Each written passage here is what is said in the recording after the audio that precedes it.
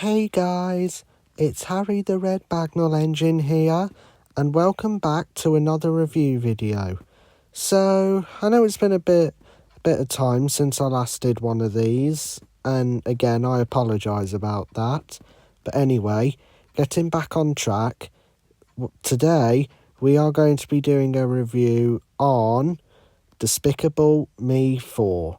Yep, that is what we are going to be reviewing today.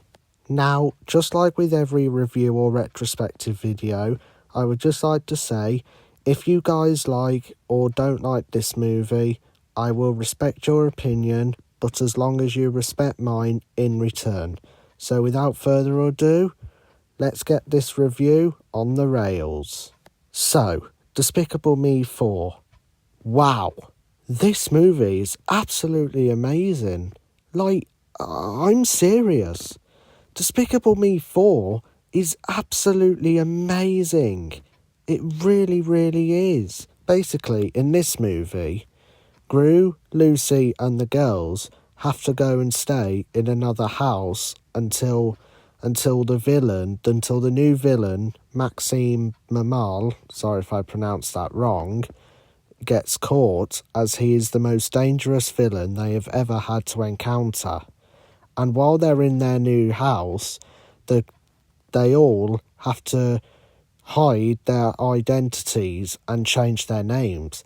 But Agnes doesn't want to, as she doesn't want to lie, as she fears that she'll get into trouble. Which, honestly, is understandable and really relatable. And something else I forgot to mention is also the fact now that Gru and Lucy have had their first son, and his name is Gru Jr.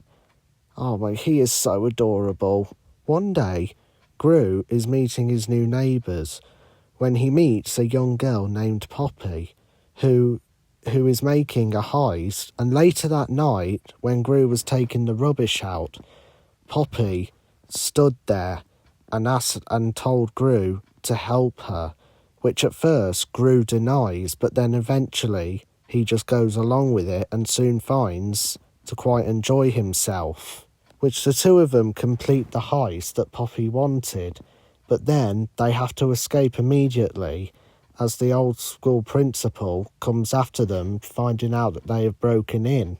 And after that, they continue their lives in the new house when, and at the end of the movie, when Maxime has been caught, they move back into their old house and get to live their normal lives again.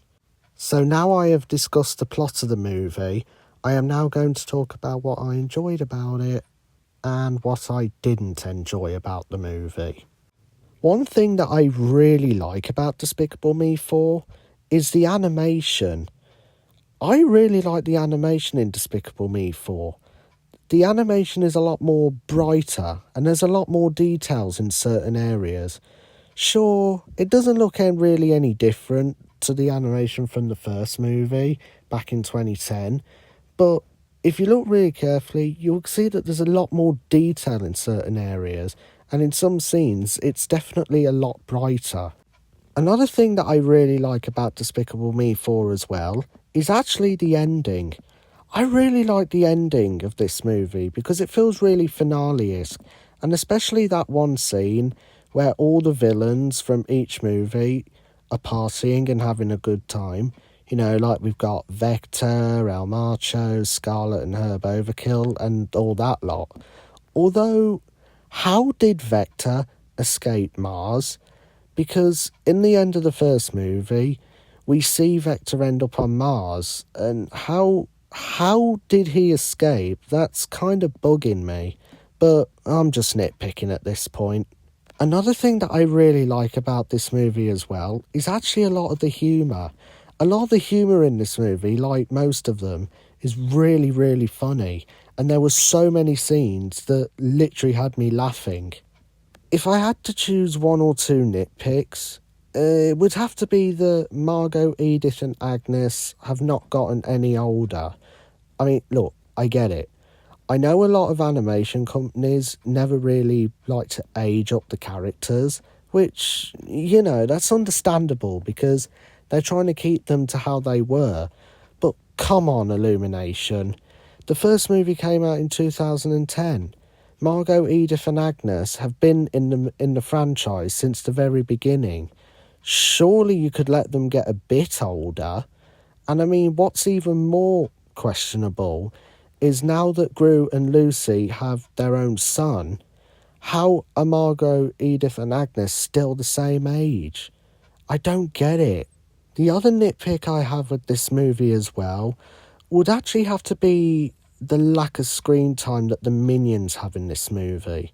I mean, sure, I'll admit they did have a bit more screen time than in Despicable Me 3, but just like in that movie, the minions don't really have that much screen time. I mean, I know the plot of the movie is Gru trying to hide from Maxime and Mal, but we only have about 3 minions who are really on screen for nearly the entirety, and the rest of the minions are not really on screen much during the movie. I don't know, I just wish the minions could have had a bit more screen time, but that's just my opinion. But apart from those 2 nitpicks, I really enjoyed Despicable Me 4, and if I'm going to be honest, I think it is probably my favourite movie out of all the Despicable Me and Minion movies. It was so funny, and it honestly just felt like a true finale to the entire Despicable Me franchise. Alrighty then guys, that brings us to the end of another review video.